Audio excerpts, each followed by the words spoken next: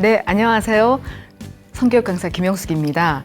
오늘 제목이 액티브한 시니어의 성이라고 제가 제목을 좀 정했습니다. 우리가 보통 액티브하다는 거, 이게 어떤 뜻이냐면 아마 아시겠지만 활동적인 이런 뜻이 있습니다. 자, 그렇다면 계절과 한번 연결을 한번 시켜보실까요? 우리가 각자가 뭐 세대별 또는 성별 따라서 액티브와 연결되는 계절이 뭐 봄, 여름, 가을, 겨울 다양하게 있을 것 같은데 혹시 어떠실까요? 어떤 계절과 액티브가 좀 더 연결이 좀 자연스럽다고 느껴지실까요? 여름. 혹시 여름에 하시는 이런 특별한 운동 같은 거 좋아하시는 거 있으실까요? 수영 좋아하시나요? 네. 아, 그러시군요. 저는 고백하자면 부산 사람이지만 수영을 전혀 할 줄 모르는 또 그런 아이러니가 있습니다. 어떤 분은 또 겨울에 온천 다니시는 거 굉장히 좋아하시는 분들이 계시죠. 자, 그럴 때 또 나는 온천을 잘 다니니까 액티브하다라고 또 느껴지실 수도 있고요. 우리 가장 한국 사람들이 좋아하는 운동 있으시죠? 등산. 네. 그래서 걷기, 등산을 생각하시면 꽃이 아주 예쁜 봄이 연결되시기도 하실 것 같고 또 단풍이 빠질 수 없는 우리나라의 단풍이 있습니다. 그래서 이 가을과 액티브한 것을 또 연결시킬 수도 있지 않을까 생각을 합니다. 액티브하다는 것, 저희가 오늘 이 이야기 안에서 사실은 제목을 조금 액티브하다는 이걸 하면서 박수까지 제가 이렇게 이미지로 넣었습니다. 오늘 다양한 시니어의 성, 또 저희 TV가 무슨 TV일까요? 방송되는 TV가 시니어 TV죠. 그래서 노인의 성 또는 시니어의 성 이렇게 말을 자꾸 단어를 바꾸는 것도 어떻게 보면 우리 이 강의 안에서 익어간다라는 표현을 쓰셨던 우리 강사님이 계십니다. 그래서 익어가는 나의 삶을, 우리의 삶을 좀 더 의미 있게 바라보자라는 의미에서 노인 그리고 시니어란 단어를 함께 또 쓰고 있지 않을까 생각을 하고요. 그렇다면 제가 또 질문을 하나 드리겠습니다. 네, 너무 긴장하지 마시고요. 노인이 제목으로 들어간 소설이나 혹시 영화 중에 기억나시는 것이 있으실까요? 로맨스 그레이. 로맨스 그레이. 바로 딱 나오고요. 저희 아마 이 내용 안에서도 로맨스 이렇게 우리 또 강사님께서 표현하셨던 내용들도 있었고 다양한 로맨스가 등장을 했었습니다. 로맨스 그레이. 네. 혹시 또 기억나는 거 있으실까요? 그래서 제가 가지고 왔습니다. 네, 제목을. 왜냐하면 갑자기 또 질문을 드리면 생각이 안 나실 수 있죠. 창문 너머 도망친 백세 노인. 혹시 들어보신 적 있을까요? 처음. 그거 베스트셀러였었거든요. 그래서 그 내용도 아마 좀 기억해보시면 좋을 것 같고 또 노인을 위한 나라는 없다. 혹시 기억나시나요? 그 노인 안에서의 노인의 뜻은 지혜를 가진 그러니까 지성인을 표현하는 노인의 뜻이었습니다. 저희가 늙을 로만 쓰는 게 아니라 뭐 힘쓸 로도 썼었고 오늘같이 이렇게 지성인을 뜻하는 그 노인의 뜻도 있다라고 또 이야기를 드릴 수가 있겠죠. 또 어떤 게 있었냐면 연애소설 읽는 노인이라는 책이 있습니다. 물론 이런 책들은 대부분 다 영화로도 만들어졌기 때문에 혹시 기회가 되신다면 책으로 보는 것이 조금 어려운 상황 속에서는 영화로도 보시는 것도 괜찮지 않을까 생각을 하고요. 뭐니 해도 우리 명작 중에 노인이 들어간 대표적인 소설이 있죠. 네. 그렇죠. 네. 노인과 바다가 있습니다. 자, 그렇다면 저희가 노인과 바다를 딱 연상하셨을 때 그 소설을 혹시 읽어보신 적이 있으실까요? 네. 재미있으셨나요? 솔직히 저는 중학교 때 그걸 읽고 너무 페이지가 넘어가는 게 힘들었습니다. 도대체 요즘 같으면 막장의 어떤 스토리가 전혀 나오지를 않기 때문에 한 장을 넘길 때마다 읽어야 되는 필독 독서였기 때문에 읽었지만 너무 어려웠고 이해가 잘 안 됐었습니다. 그런데 이제 제가 어느 순간 이렇게 익어가는 즈음에 다시 이제 한번 읽어봤을 때는 훨씬 이해하기가 좋더라고요. 혹시 저처럼 포기하시고 덮어놓으신 분이 계시다면 한 번쯤은 집에 있다면, 아니면 요즘 도서관에 가면 굉장히 책들이 또 많이, 신간들이 많으시니까 아까 제가 말씀드렸던 그런 책들을 한번 읽어보시는 것도 재밌지 않을까 생각을 합니다. 오늘 이야기를 하는 저도, 그리고 여기 함께 계시는 분들도, 그리고 우리가 또 시청하시는 모든 분들도 액티브를 좀 떠올리시면서, 네, 모두 이 액티브한 이런 느낌들을 모아서 오늘 이야기를 시작하도록 하겠습니다. 버킷리스트, 혹시 이런 거 적어보신 적이 있으세요? 저희가 어떤 영화를 제가 또 한편 소개를 해드리겠습니다. 영화 제목이 버킷리스트예요.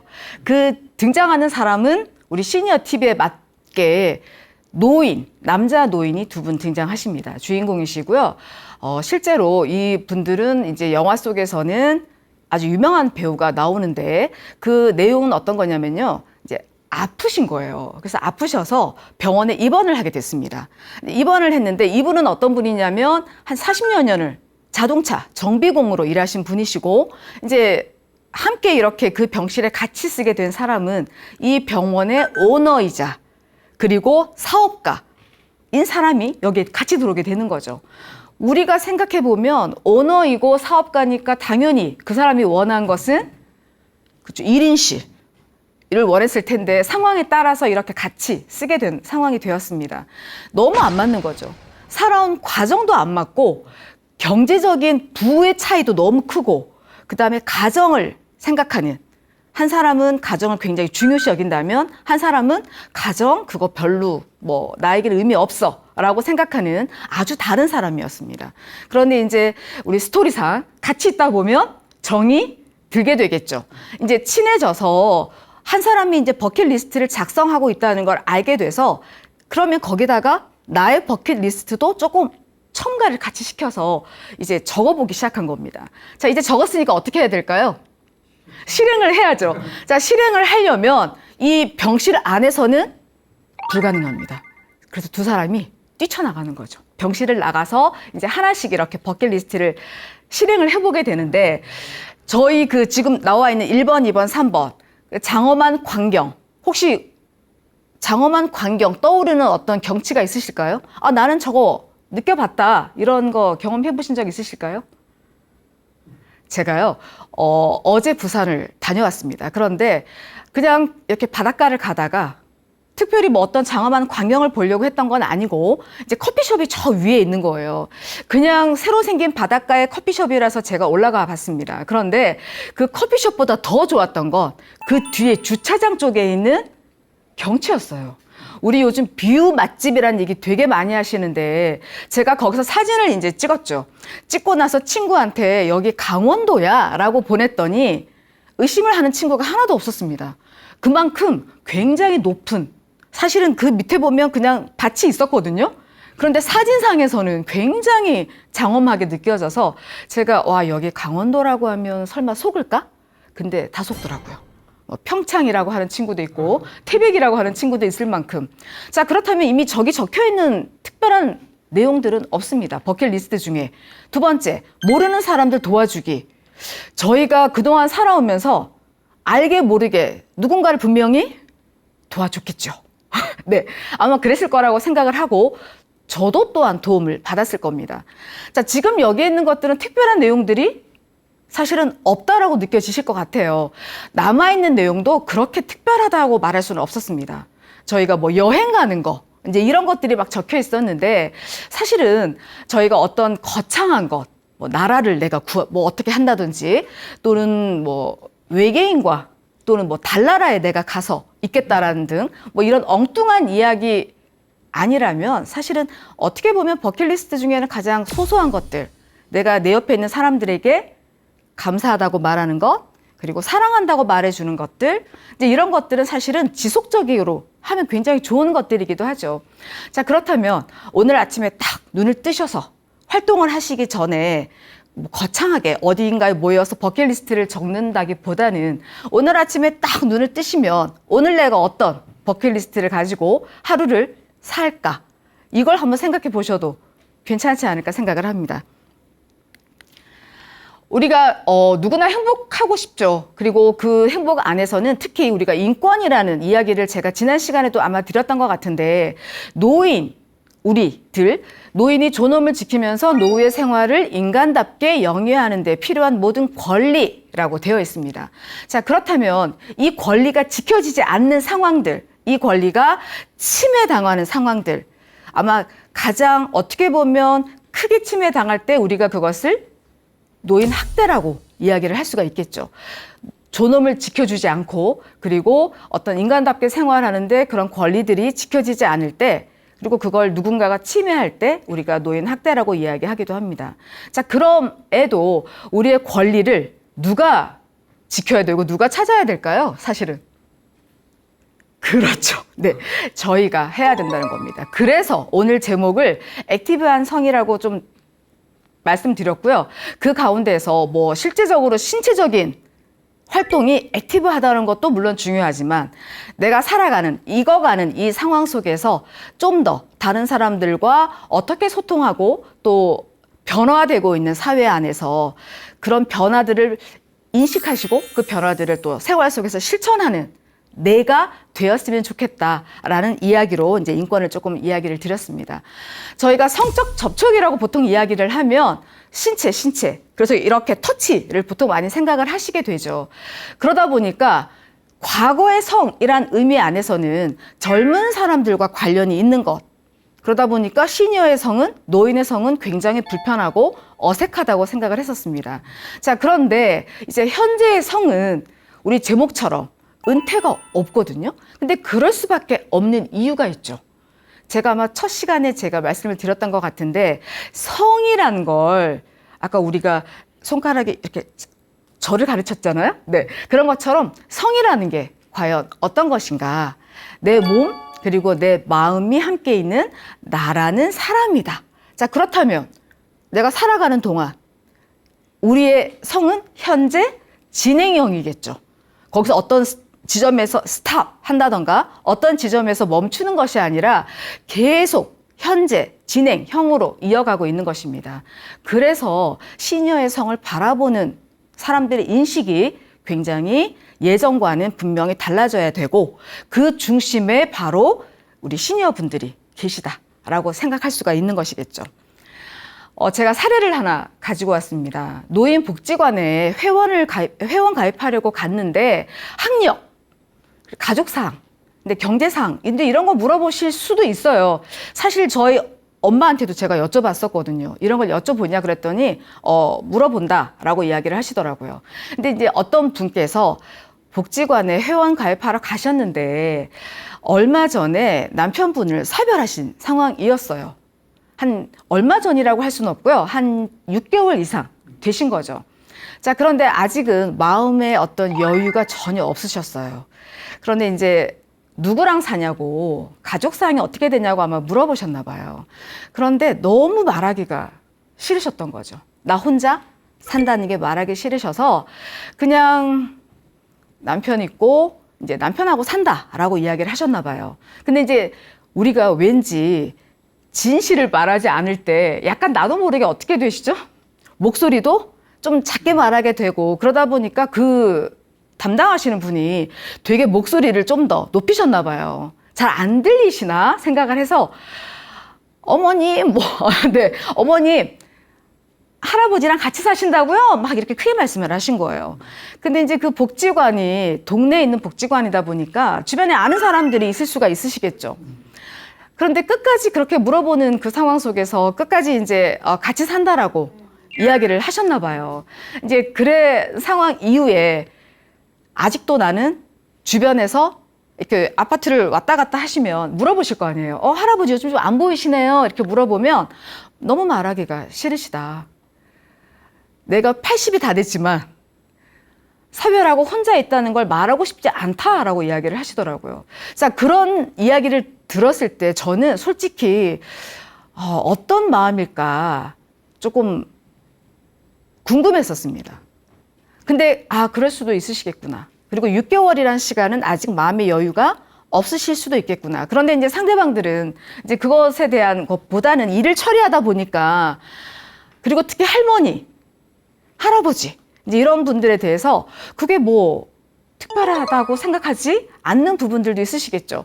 그래서 더 크게 자신 있게 말하지 못하는 걸 이해하지 못할 수도 있지만, 제가 그 시니어의 이야기를 들으면서 저희 엄마도 생각하게 되고, 이제 저희도 이제 아버지가 돌아가셨으니까 엄마한테 제가 여쭤본 적은 없었거든요. 아버지 돌아가신 걸 사람들에게 얘기를 했느냐 이렇게 여쭤본 적은 없었는데, 충분히 그럴 수 있겠구나라고 제가 생각을 했던 사례였습니다.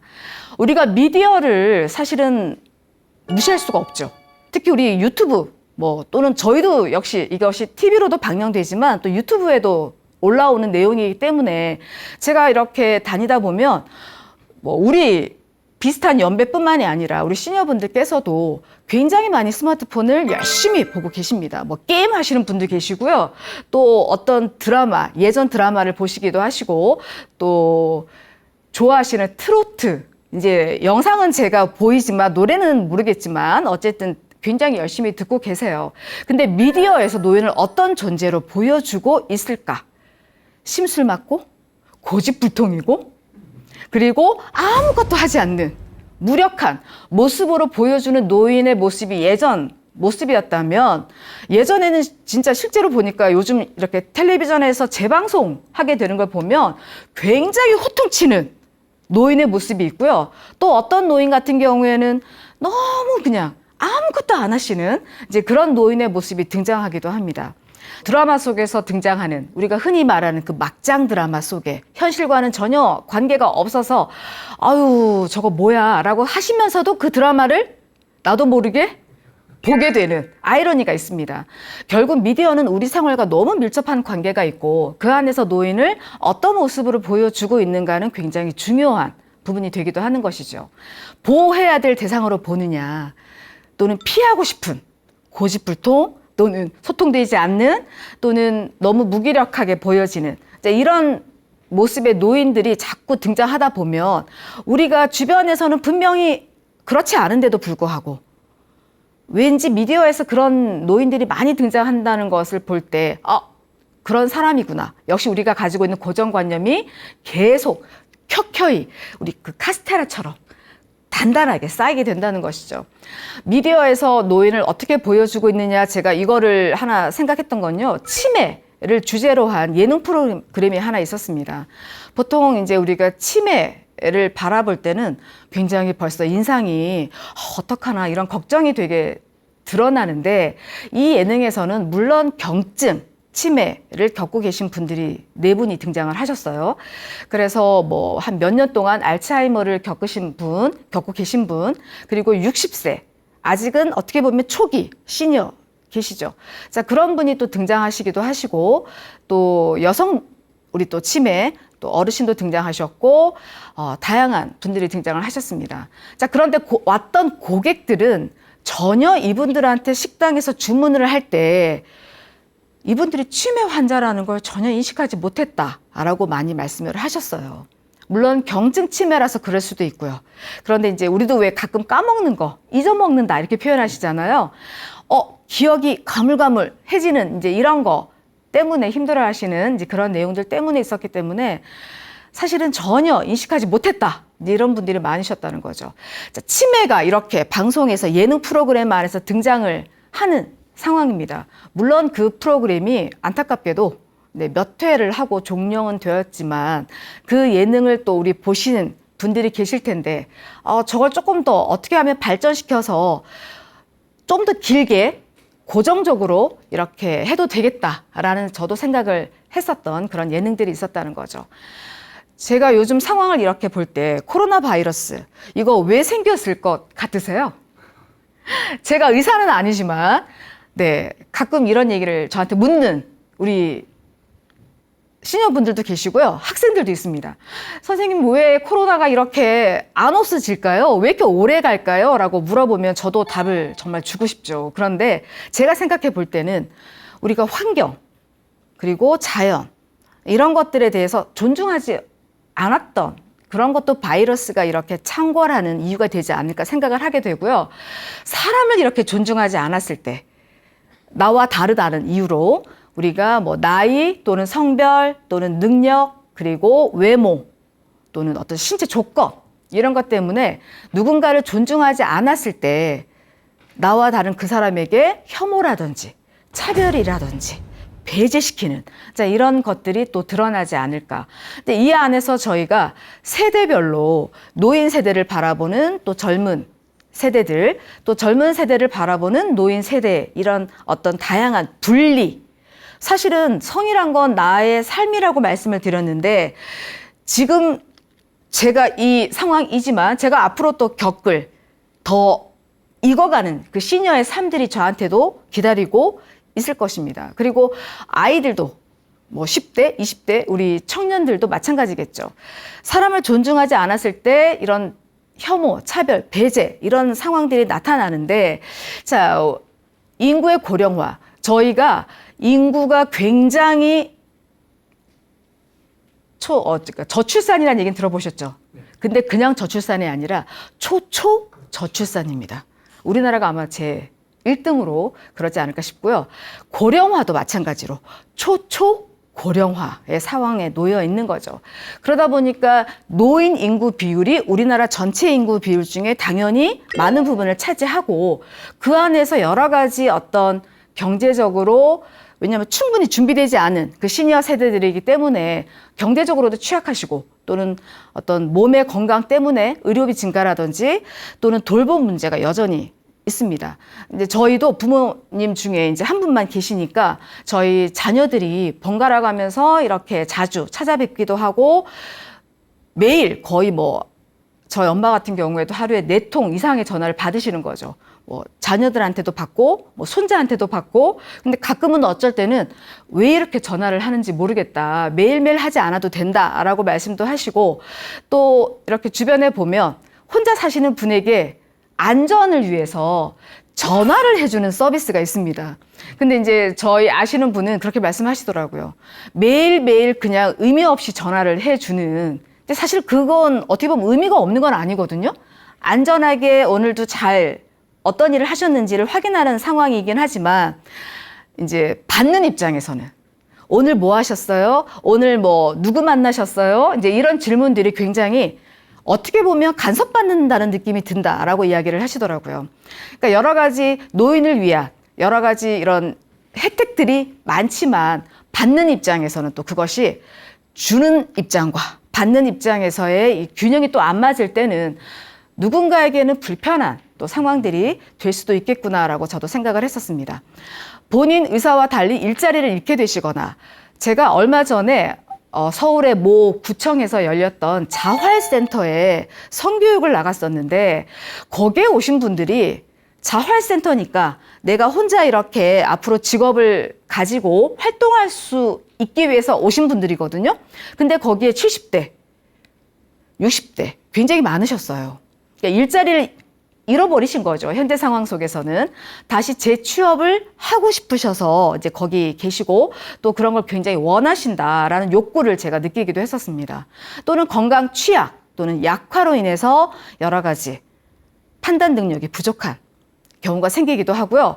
사실은 또 외로움을 이용하는 나쁜 마음을 가진 사람들도 있기도 하죠. 그러다 보니까 이 노인의 인권이 잘 지켜져야 되지만 이렇게 또 침해가 되는 일들이 또 그것이 또 증가하는 경우들이 굉장히 많습니다. 그러다 보니까 어떤 상황 속에서 우리가 보통 노인 대상 범죄하면 제일 먼저 어떤 게 떠오르시나요?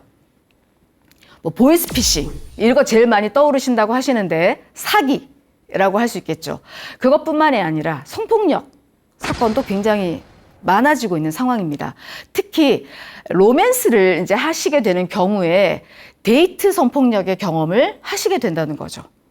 우리가 보통 데이트 성폭력이라는 것이 누군가와 내가 좋은 관계를 유지하고 있을 때뿐만이 아니라 또는 썸을 타는 관계도 마찬가지고요. 또는 이미 헤어진 상황 속에서도 한쪽이 헤어진 걸 전혀 인정하지 않는 거죠. 그리고 계속 이렇게 우리가 흔히 말하는 계속 그 사람을 쫓아다닌다거나 괴롭히는 스토킹 범죄 같은 것처럼 꼭 데이트 관계 중일 때만 일어나는 것이 아니라 썸 그리고 데이트 중일 때 그리고 이미 헤어진 상황 속에서도 일어날 수 있는 게 바로 데이트 성폭력입니다. 그러다 보니까 그 피해 상황 속에 우리 시니어분들이 계시게 되고 가해 상황 속에서도 계시게 된다는 거죠. 그러다 보니까 이렇게 새로운 범죄의 표적이 노인이 되기도 하고 보호받지 못하는 사각지대. 왜 보호받지 못할까요? 저희가 성폭력 이런 사건이 일어나면 돈 받아라 라고 청소년들한테는 잘 이야기하면 잘 하거든요. 근데 제가 이제 이렇게 시니어 대상으로 주민센터나 이런 데 가서 이걸 말씀을 드리면 말 못하겠다고 말씀을 하세요. 만약에 내가 그런 경험을 하게 된다면 왜 멈추게 되고 멈칫하게 되시냐고 했더니 누가 우리 말을 믿어주겠냐고 말씀을 하시거든요. 여성 노인, 특히 여성 노인에 대한 편견들이 여전히 존재합니다. 제가 아마 지난 시간에도 말씀을 좀 드렸던 것 같은데 병원에서 이렇게 굉장히 친절한 의사분이 계셨어요. 너무 친절하셔서 항상 이렇게 오시면 어깨도 주물러 주시고 아유 우리 어머니 오늘 또 왜 오셨어요? 이러면서 막 어깨도 주물러 주시고 막 손도 주물러 주시는 거죠. 이제 그것이 친절로 보일 수도 있지만 이분 입장에서는 과도한 신체 접촉이라고 느끼셨어요. 네, 그래서 병원에 왔고 의사 선생님이니까 이거를 불편하다고 내가 언제쯤 말해야 되나 고민을 하셨던 거예요. 그러고 고민을 하고 있는 상황에서 이제 손을 딱 놓으시면서 어머니 오늘 어디가 아프셔서 오셨어요? 라고 딱 얘기를 해버리니까 내가 너무 예민했나? 의사 선생님이 워낙 친절하셔서 그런 건데 내가 예민했구나. 아이고 내가 잘못 생각했네. 이렇게 생각을 하셨던 거죠. 그리고 또 한 몇 달 뒤에 또 약을 타러 또 병원에 가셨는데 또 역시 어머니 오늘 더우신데 뭐 어딜 다니다가 오셨어요? 하면서 땀이 많이 나셨네요? 하더니 막 목을 이렇게 닦아주시는 겁니다. 휴지로. 근데 이제 그런 신체 접촉이 내가 만약에 의사 선생님과 나이가 비슷하다거나 더 젊은 사람이었으면 그랬을까?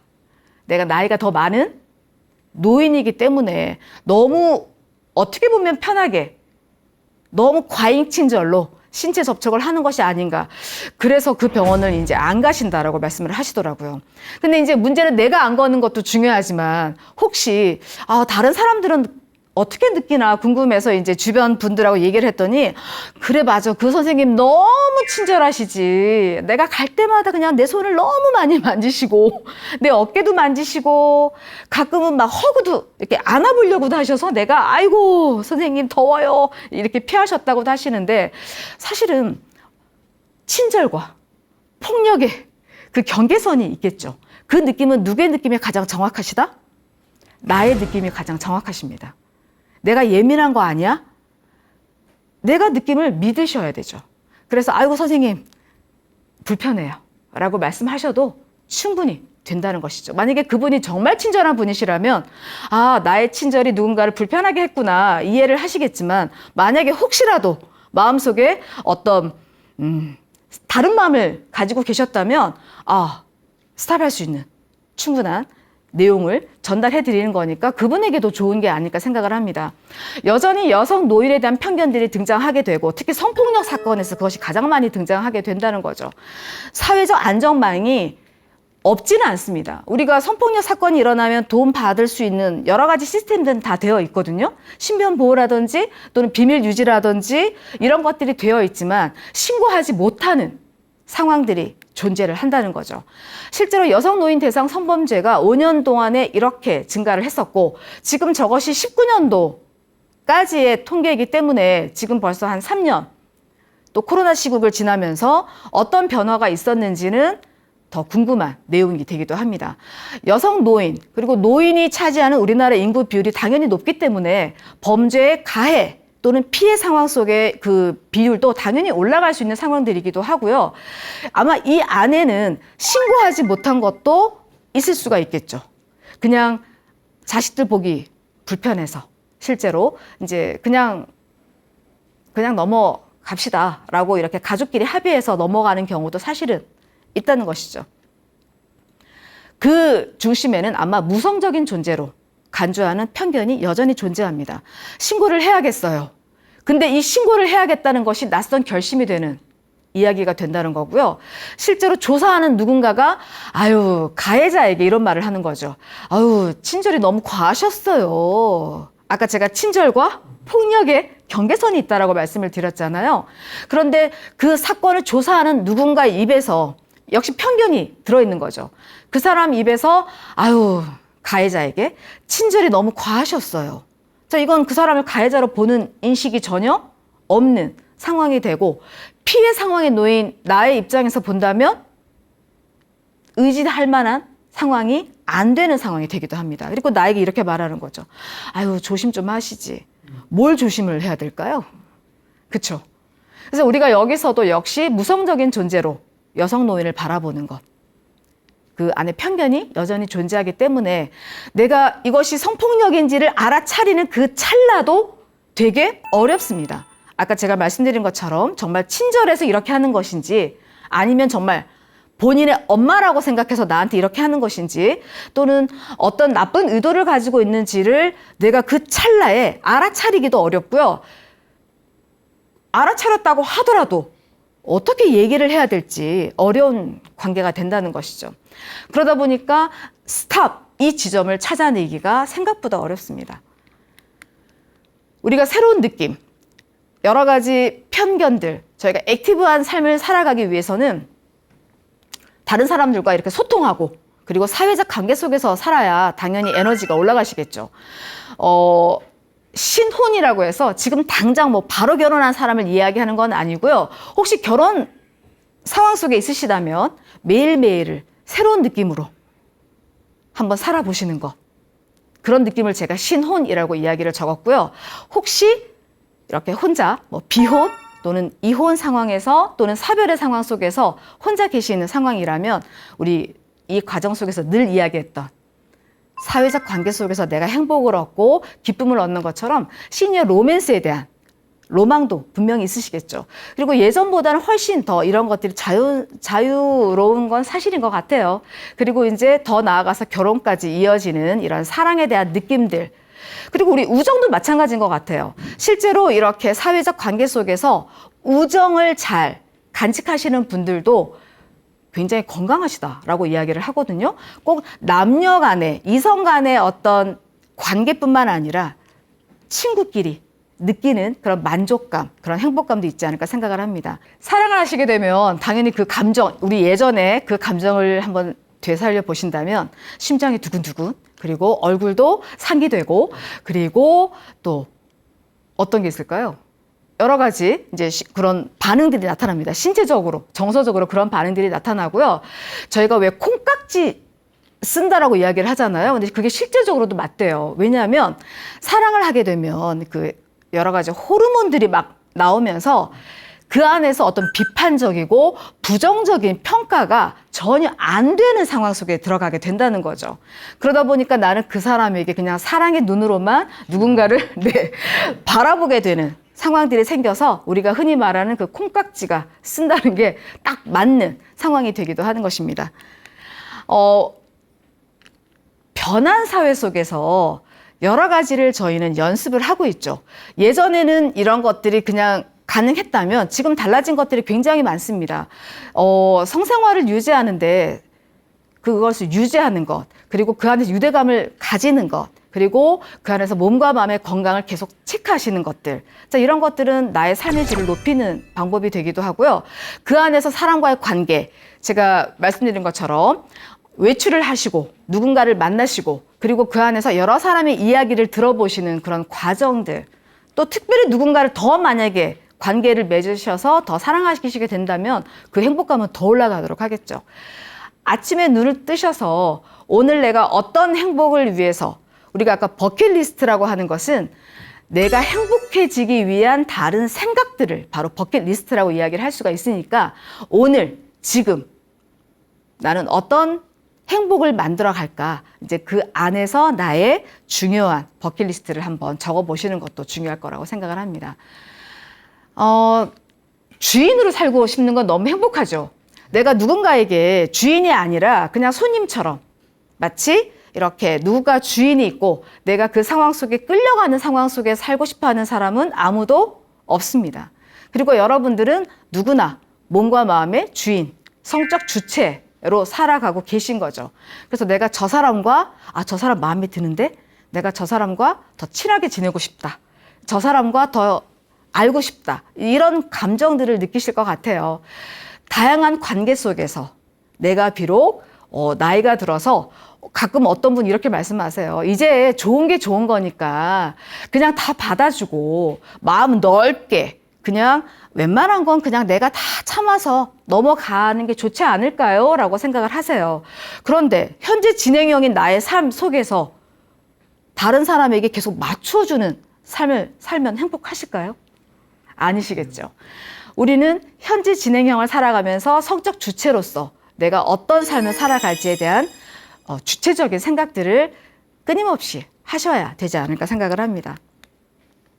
내가 결정할 수 있다. 우리 예전 예능 중에 결심했어. 뭐 이런 거 있었던 것 같아요. 내가 결정할 수 있다는 거죠.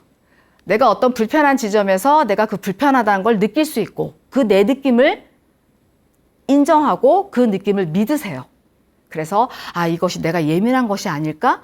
내가 조금 더 다른 사람과 관계 맺는 데서 내가 예전부터 조금 예민했던 점이 있어서 또 내가 더 이걸 이렇게 바라보는 것이 아닌가가 아니라 아니야. 나의 느낌을 믿어.